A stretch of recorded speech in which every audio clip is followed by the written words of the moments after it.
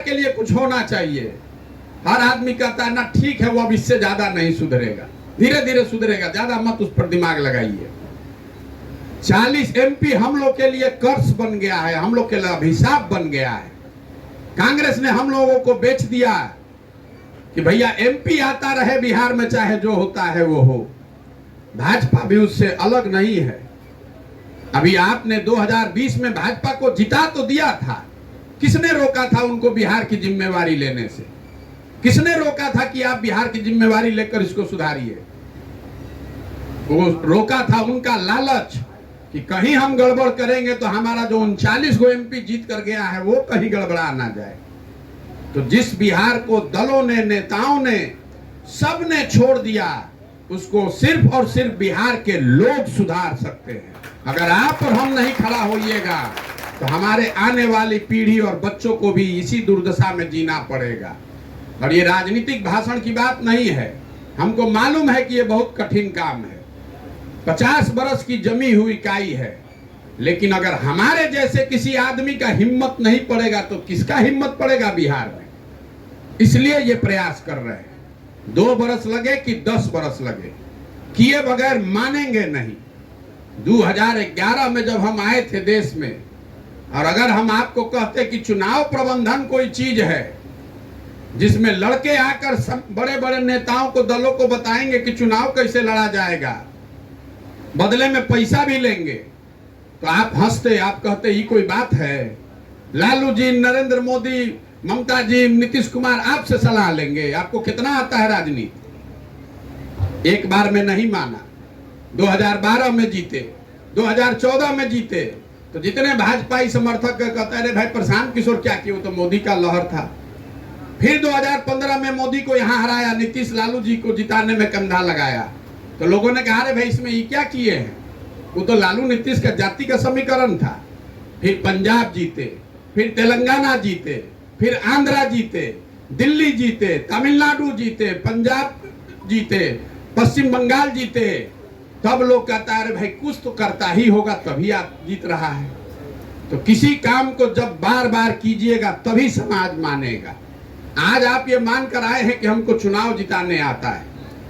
हमको चुनाव जिताने आए चाहे नहीं, हमको समाज को बदलने के लिए 10 बरस चाहे लगे, जीवन खपाना पड़ेगा। तो अगर आप आए हैं इससे जुड़िए, लेकिन जुड़िए थोड़ा धैर्य लेकर। जहां तक चुनाव जीतने लड़ने की बात है तो वो हम विद्या भूले नहीं हैं, हम उसका उपयोग करना बंद कर दिए। एनडीए कौन बना रहा है, इंडिया कौन बना रहा है, कोई नेता नहीं है जो हमको नहीं कह रहा है, समझा रहा है, कह रहे कहाँ गांव गांव में घूम रहे हैं, आइए इधर देश को संभालिए। हमको वो काम नहीं करना है। नेता दल का बात छोड़ दीजिए, हमारा घर वाला रोज कहता है कितना बढ़िया जिंदगी चल रहा था, क्या बेवकूफी वाला काम शुरू कर दिए हो, गांव गांव घूम रहे हो। लेकिन हमको करना यही है। हमको इंडिया एनडीए से नहीं मतलब है, चाहे सरकार इंडिया की बन जाए कि एनडीए की बन जाए। बिहार का दुर्दशा सुधरने वाला है क्या? आपके बच्चों का पलायन रुकने वाला है? चाहे मोदी जी तो बैठे हैं ना 9 बरस से, बिहार का पलायन रुक गया। गुजरात में बन रहा है बुलेट ट्रेन। हम एक उदाहरण रोज देते हैं क्योंकि यहाँ भाजपा के आंख बंद करके समर्थक हैं। हम लोग कहते हैं कि हम लोग जाति पर वोट देते हैं। जरा बताइए मोदी जी के जाति के कितने लोग बिहार में रहते हैं? ये वही समाज है, जातियों से ऊपर उठकर आपने मोदी जी पर भरोसा दिया है। मोदी जी 9 बरस से प्रधानमंत्री हैं। बिहार के लिए उन्होंने कुछ किया कि नहीं, इसको छोड़ दीजिए। बिहार के लिए उन्होंने कुछ प्रयास किया कि नहीं, छोड़ दीजिए। बिहार में विकास हुआ कि नहीं, सब बात छोड़ दीजिए। तो बहस का बात है। जितने भी मोदी समर्थक लोग हैं, हमने भी मोदी जी का झंडा ढोया है 2014 में। आप जब उनका नामों नहीं जानते होंगे तब हम उनका काम करते थे, लेकिन आज 9 बरस के बाद आपको खुली चुनौती दे रहे हैं। 9 बरस से वो आदमी प्रधानमंत्री हैं। अगर बिहार के विकास के लिए, काम की बात नहीं कर रहा हूं, बिहार के विकास के लिए अगर एक बैठक उन्होंने किया है, आप सब राजनीतिक आदमी, एक प्रमाण हमको दिखा दीजिए कि मोदी जी ने आज बिहार के विकास के लिए बैठक किया, काम हुआ कि नहीं, छोड़िए। आप हमको उसका प्रमाण दिखा दीजिए, हम कल से मोदी जी का झंडा लेकर चलने को तैयार है। 9 बरस में जिस आदमी को 1 घंटा समय नहीं मिला बिहार के लिए बैठक करने के लिए, उसको हम लोग आंख बंद करके बंधुआ मजदूर के तरह फिर जाकर मई में वोट देंगे तो आपके हमारे बच्चों का भला कैसे होगा? ये सिर्फ लालू नीतीश की बात नहीं है। लालू नीतीश ने तो पूरे राज्य को मजदूर का फैक्ट्री बना दिया पूरे बिहार को अनपढ़ मजदूर। लेकिन कांग्रेस और भाजपा ने भी हम लोग के साथ न्याय नहीं किया है। तो कल चाहे एनडीए जीत जाए कि इंडिया जीत जाए, बिहार के लोगों को अपनी चिंता करनी पड़ेगी। तमिलनाडु जब देश आजाद हुआ तो हम लोग तमिलनाडु से आगे थे, बराबर के राज्य थे। बिहार तमिलनाडु से आगे था। आज तमिलनाडु बिहार से 6 गुना बड़ा राज्य बन गया। वहां तो ना एनडीए है और ना इंडिया है। वहां के लोगों ने अपनी ताकत से खड़ा किया है। उसको मोदी जी ने तमिलनाडु नहीं बनाया है, सोनिया गांधी राहुल गांधी ने तमिलनाडु को नहीं बनाया है। तमिलनाडु के लोगों ने अपनी व्यवस्था बनाई। तो अगर बिहार को सुधारना है, और व्यवस्था एक दिन में नहीं बनी, आप जाकर पढ़िए। पेरियार और अन्ना दुरई ने 20 बरस तक गांव-गांव जाकर संघर्ष किया, तब जाकर नई व्यवस्था खड़ी हुई। एक दिन में ये नहीं हो सकता है, चाहे आप जितने होशियार हैं। तो इसलिए आपसे आग्रह है, जब आपके जिले में आ रहे हैं, अगर आप इससे जुड़ना, चुनाव लड़ना है, तो भैया जो पहले से पार्टी है उसी में चले जाइए। ये ना दल है और ना हम आपके नेता हैं। हम ये व्यवस्था बना रहे हैं। आपको लगता है कि दल तो बनबे न करेगा, इसमें फर्क क्या है? बिल्कुल जमीन आसमान का फर्क है। अगर दल हम बनाएंगे, उसमें आप जुड़िएगा, तो आपको हमारे पीछे ही चलना पड़ेगा। अगर हम में मान लीजिए योग्यता है भी, तो इसका कोई गारंटी नहीं है कि हमारे लड़के में भी योग्यता हो। लेकिन अगर दल हम बनाए हैं तो हमारे बाद हमारा लड़का ही होगा। ये गलती सोनिया गांधी और लालू यादव का नहीं है। उसके जगह आप और हम रहेंगे तो हम भी अपने लड़के को ही बढ़ाएंगे। कोई अगर कहता है कि हम अपने लड़का को छोड़ के आपको बढ़ाएंगे, तो आपको झूठे बोल रहा है। देख रहे हैं ना कि वंशवाद के नाम पर ही जेपी सेनानी लोग बैठे हुए हैं। यही परिवारवाद के नाम पर सबसे ज्यादा जो आंदोलन करने वाले लोग हैं, वही सबसे ज्यादा परिवार को बढ़ा रहा है। बिहार का एक आंकड़ा देखकर हम खत्म करेंगे, फिर आपसे यात्रा पर आपके विचार सुनेंगे। आप राजनीतिक लोग हैं, लेकिन आपको मालूम नहीं होगा, पूरे बिहार में पिछले 30 साल में जितने लोग एमएलए एमपी बने हैं, चाहे जिस दल से बने हो, आप सबका नाम लिखिएगा, किस परिवार से आते हैं लिखिएगा, तो आपको पता चलेगा कि पूरे बिहार में 1250 परिवार के लोग ही आज तक एमएलए एमपी बने हैं। सामान्य आदमी, सामान्य राजनीतिक कार्यकर्ता को अवसर नहीं है। बिहार में 3.5 करोड़ परिवार रहते हैं, 13 करोड़ आबादी है, लेकिन राज 1250 परिवार के लोग ही करेंगे। मैं क्यों भाजपा की बात कर रहा हूं? क्योंकि आपको लगता है कि लालू जी ने परिवारवाद शुरू कर दिया। अरे लालू जी तो फसल काट रहे हैं। आप भाजपा का दशा देख लीजिए। यहां पर अभी बनाया है अध्यक्ष सम्राट चौधरी को। सम्राट चौधरी के बाबूजी कौन है? शकुनी चौधरी जी। शकुनी चौधरी जी कांग्रेस के राज में मंत्री होते थे। जब लालू जी का दौर आया तो उसमें भी शकुनी चौधरी मंत्री बने। जब नीतीश जी का दौर आया तो उसमें भी विधायक और मंत्री बने। जब मांझी जी का दौर आया तो उसमें भी मंत्री थे। और आज जब भाजपा का दौर दिख रहा है तो उसमें भी उन्हीं का लड़का बनेगा। कोई सामान्य कुशवाहा नेता नहीं बन सकता है। ये परिवारवाद की ताकत यहाँ बिहार में लोगों ने बना दी है। इसको अगर तोड़ना है तो बहुत मेहनत करनी पड़ेगी, बहुत ताकत लगाना पड़ेगा। तो जब मैं आपके यहाँ आ रहा हूँ, कम से कम 30 से 35-40 दिन मुजफ्फरपुर में रहूंगा। मैं कोई स्टेज नहीं आपको हमारे लिए बनवाना है। आपके गांव पंचायत से जब हम गुजर रहे हैं तो आपके गांव में आप जिसको भी बुलाना चाहते हैं बुला लीजिए। हम 10 आदमी के सामने भी बोलते हैं और 2000 आदमी रहेगा तब भी बोलेंगे। स्टेज नहीं लगाते हैं, कोई पब्लिक रैली नहीं करते हैं, लोगों से मिलने का कार्यक्रम है। आपके गांव, आपके पंचायत से गुजरें, अगर आपकी इच्छा है कि आपके यहाँ ये संवाद हो तो हम वहाँ पर आपके यहाँ रुककर संवाद कर सकते हैं। ये संभव नहीं है कि हर गांव में जाया जाए, लेकिन हम जाएं या नहीं जाएं, कोई ना कोई हमारा साथी हर व्यक्ति तक जरूर पहुंच रहा होगा। जहां तक संगठन बनाने की बात है तो मेरा शुरू से जो चलने से और अभी में जो अंतर आया है, मैंने शुरू में ये घोषणा की थी कि पूरे बिहार में जब हम ये यात्रा पूरी कर लेंगे तब संगठन बनाकर आगे निर्णय लिया जाएगा। चूंकि समय इतना लग रहा है और जो राजनीतिक लोग हैं वो जहां पर तैयार हो जाते हैं, कहते हैं भैया हम लोग अपना यहाँ तो लड़ाई शुरू करें, तो ये तय हुआ कि भैया जिस जिले की यात्रा खत्म हो जाए वहां का संगठन बना दिया जाए। संगठन बनाने के बाद जो लोग भी जन सुराज से जुड़ेंगे, आपको ये स्वतंत्रता होगी कि आप आपस में बैठ के तय करें कि आपको चुनाव लड़ना है कि नहीं लड़ना है। अगर आपने तय किया कि लोकसभा का चुनाव लड़ना है कि विधानसभा का चुनाव लड़ना है, जो लोग भी मिलकर तय करेंगे, मान लीजिए आपने अभी एक यहाँ सभा में 200-250 लोग बैठे हैं, आप लोग मुजफ्फरपुर में ये सभा कीजिएगा, 2000 आदमी रहेगा। ये सामान्य पब्लिक नहीं है, आप सबके पीछे हजारों लोग हैं, सैकड़ों लोग हैं। आपने मिलकर तय किया कि लोकसभा का चुनाव लड़ना है, तो इसी सभा से मंथन करके दिन भर में निकाला जाए कि कौन उम्मीदवार होना चाहिए, और जो भी उम्मीदवार आप चुन दीजिएगा उसी के पीछे जो आप 10 बरस से सुने हैं हमारे बारे में, मेरा साधन व्यवस्था, मेरी बुद्धि शक्ति, सब उसी के पीछे लगेगा कि उसको जिताया जाए। यही उपाय है। अभी आप उम्मीदवार चुनते कहाँ हैं? एक उम्मीदवार चुनेंगे मोदी जी, एक उम्मीदवार चुन देंगे लालू जी। उन दोनों उम्मीदवारों में आप चुन रहे हैं। हम ये व्यवस्था बना रहे हैं कि नहीं, बिहार के लोग पहले मिलकर उम्मीदवार चुने, अब फिर उसको हम लोग लड़ाया जाए मोदी जी के उम्मीदवार से या लालू जी के उम्मीदवार से। आप देखिएगा उसका असर। एक उदाहरण के तौर पर हमने एमएलसी का चुनाव लड़ाया। अभी 4 जिला में हम पदयात्रा किए थे। सारे शिक्षकों को हमने बोला कि आप बैठकर अपने बीच से उम्मीदवार चुनिए। हमने उम्मीदवार का प्रचार नहीं किया, पदयात्रा नहीं रोकी, सिर्फ लोगों को यह बताया कि अगर आपको दोनों तीनों दलों ने ठगा है तो जिस निर्दलीय को देना है दे दीजिए, दलों को वोट मत दीजिए। नतीजा क्या हुआ? एक मुस्लिम उम्मीदवार, जिस दिन रामनवमी का यहाँ दंगा हो रहा था, उस दिन चंपारण में भाजपा के गढ़ में लोगों ने एक मुस्लिम उम्मीदवार को जिता दिया। हारा कौन? केदार पांडे जी वहां 30 बरस से एमएलसी थे पहले, उनकी अभी तो दुखद मृत्यु हो गई। आप लोग राजनीतिक लोग हैं, आपको मालूम है ये एमएलसी के चुनाव में जो वोटर बनाता है उसी को वोट मिलता है।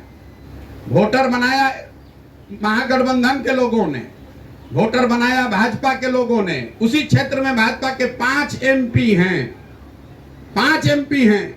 भाजपा के नेतृत्व से ने पूछा भाई किसको टिकट दिया जाए, पांचों ने बैठक में साइन करके दिया कि भैया जिसको दे दीजिएगा हम लोग जिता देंगे।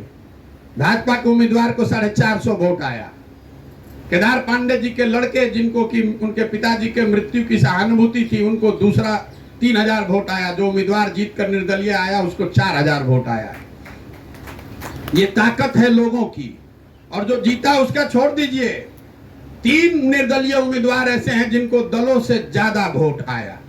तो जो हम लोग ये सोचते हैं कोई विकल्प नहीं है, अरे भाई विकल्प बनाइएगा तब न विकल्प बनेगा। अगर एक निर्दलीय आप खड़ा कर दीजिए ताकत से, तो जो दल वाले नेता हैं वो भी आकर कम से कम आपको पूछेंगे, भले आप उन्हीं के साथ घूमिएगा। हम आपको ये भी बता रहे हैं, जिस दल के साथ घूमना है घूमिए, लेकिन कम से कम आपको पूछेगा, उसको डर लगेगा कि नहीं कोई दूसरा विकल्प जनता के पास है। अभी तो पहले ही से लोग गणना करके बैठे हैं कि मुसलमान है तो जाएगा कहां, इसको तो ललटेने पर देना है। ये आदमी भाजपा का वोटर है तो हमको देवे करेगा, हम काम करें चाहे नहीं करें। तो 5-5 वर्ष लोगों ने सांसदों का मुंह नहीं देखा है। ये व्यवस्था बनाइएगा तो आपकी पूछ बढ़ेगी, आपका काम बढ़ेगा, आपकी ताकत बढ़ेगी। जितना हारना तो भगवान के हाथ में है, वो प्रयास होगा तो आप जीतिएगा भी, लेकिन कदम बढ़ाइएगा। तो जो आदमी अभी आपकी मजबूरी है, चाहे जिस उस एमपी से विधायक से आप जितना नाराज हैं, आपको अंततः उसी का झंडा उठाकर फिर घूमना पड़ेगा। हम कह रहे हैं कि विकल्प बनाइए, और इस विकल्प के डर से भले भाजपा के साथ रहिएगा, भले कांग्रेस और आरजेडी के झंडा ढोइए, लेकिन विकल्प बनाइएगा तो वो भी आपको इज्जत देगा। आज तो आपको वो भी इज्जत नहीं दे रहा है। पूरा बिहार को बंधुआ मजदूर बना दिया। आधा आदमी भाजपा के डर से लालू जी का बंधुआ मजदूर हो गया, आधा आदमी लालू जी के डर से भाजपा का बंधुआ मजदूर हो गया। काम करे चाहे न करे। इसलिए आपसे आग्रह है, जो रूट है आप उसमें जो सुझाव देना चाहते हैं, हमारे साथी घर घर जाकर आपसे मिल रहे होंगे, उनको अपना सुझाव दीजिए। हर आदमी ये कोशिश मत कीजिए कि आपके गांव में चले आए, आप तो इससे जुड़े ही हुए हैं। आप उस जगह पर बताइए जहां जाने का कुछ फायदा है। और एक ही कई चीजें एक ही बार बार बार अगर जाते रहेंगे तो उसका फायदा नहीं है। अगर मुजफ्फरपुर में ही हम 3 महीना रहे तो उसका क्या फायदा है? फायदा तो तब है जब आप कहिए कि भैया आप 20 दिन में करके जाइए, उसके बाद हम लोग इसको उठाएंगे, आप तब तक सीतामढ़ी निपटाइए, तब न दम है। हर आदमी सोचता है हमारे घर में आके भैया चाय पी लीजिए, तो चाय पीने का, मिठाई खाने का, स्वागत सत्कार, व्यक्तिगत मुलाकात के कई अवसर जीवन में आएंगे। गाड़ी से आप आएंगे तो आपके घर भी आ जाएंगे, तो अभी उस चीज में न पड़े। समाज के नजरिए से अगर आपको लगता है कि नहीं यहाँ जाना चाहिए, तो कुछ जो लॉजिस्टिकल समस्या है उसको ध्यान में रखते हुए, जैसे रात में अगर रुकना है तो हमारे साथ जो सैकड़ों लोग चल रहे हैं, उसका रहना खाना उसका तो व्यवस्था करना पड़ेगा। आपको वो व्यवस्था नहीं करनी है, लेकिन आप कहिएगा कि भैया ये बगले में यहाँ रुक जाइए, तो ये बताइए कैसे उठा के वहां कर देंगे? तो नहीं संभव है। इसको बनाने में 3 दिन लगता है, 2 दिन लगता है। लास्ट में आदमी कहता है भैया बस एक बगले के गांव में खाली 2 किलोमीटर बढ़ जाएंगे, तो नहीं संभव है। पहले से आप जो रूट बना देंगे, वहां पर जगह होनी चाहिए जहां रात में रुकने की व्यवस्था हो, जहां मीटिंग हो सके। इन बातों का ध्यान रखें। एक बार जिस रूट में चले जाएंगे वहां वापस नहीं आएंगे। ऐसा नहीं हो सकता है कि जिस रास्ते में गए फिर आप कहिए कि बस बगल में आ जाइए। एक और चीज आपको मजाक के तौर पर ही बता रहा हूं, कई बार जब बताते हैं आपकी बगले में है, तो बगले में जब आप पैदल चलिएगा तो बगले नहीं दिखता, वो दिन भर का यात्रा होता है। हम लोग को खुद नहीं पता चलता। आदमी, मुखिया जी लोग बगल में चलते हैं या कोई लोकल आदमी चलता है, कहता है बस भैया आप तो पहुंच गए, यही आधे किलोमीटर है। जब चलने लगते हैं तो कहते हैं अरे बाप रे बड़ा दूर है। क्योंकि रोज आप जब मोटरसाइकिल और गाड़ी से जाते हैं तो एक गांव से निकले दूसरे गांव में पहुंच गए, लेकिन जब उसी यात्रा को आप पैदल कर रहे हैं तो करने में 1.5 घंटा 2 घंटा 3 घंटा लगता है। शायद ही कोई आदमी हमको पैदल चलते हुए लोकल मिलता है जिसको डिस्टेंस का पूरा समझ हो। उसकी समझ है कि बगले में तो है, क्योंकि रोज आप मोटरसाइकिल से जाते हैं, गाड़ी से जाते हैं तो आपको बगले में दिखता है। लेकिन जब आप उसको पैदल चलिएगा तो 2 किलोमीटर 3 किलोमीटर 4 किलोमीटर जाने में 1 घंटा, अगर आपने 3 घंटा बढ़ा दिया, 3 किलोमीटर बढ़ा दिया तो 1-1.5 घंटा हो गया। क्योंकि सिर्फ चलना नहीं है, लोगों से मिलना भी है, रुकना भी है, बात भी करना है। तो हर 3 किलोमीटर पर 1 घंटा पूरा लगना है। इन बातों को ध्यान में रखें। आप आए हैं, आपकी ताकत से, आपके सहयोग से ही यात्रा होगी।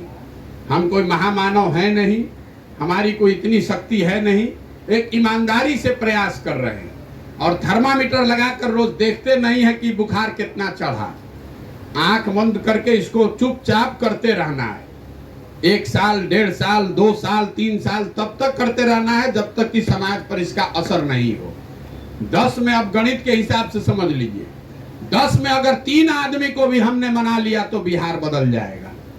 तो ये भी मत सोचिए कि सब आदमी आपको जान जाएगा, सब आदमी आपको मान लेगा, वो संभव नहीं है।